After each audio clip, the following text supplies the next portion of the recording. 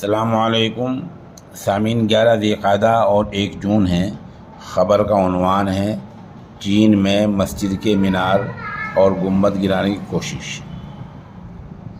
چین کے یونان علاقے میں مینار اور گنبد گرانے کی کوشش کے خلاف بڑی تعداد میں لوگوں نے یکجا ہو کر مظاہرہ کیا ہے، احتجاج کیا ہے۔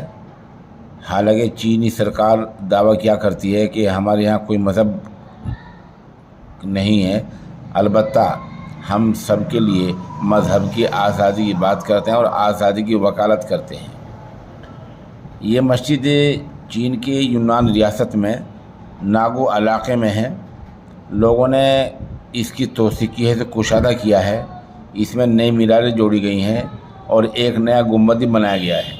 بتایا جا رہا ہے کہ چین کی جو فوج ہے، چین کی جو سرکار ہے، وہ اس مینار اور گنبد کو توڑنے کے لیے کوشاں ہیں اور اسی لوگ وہاں سڑکوں پر مظاہرہ کر رہے ہیں۔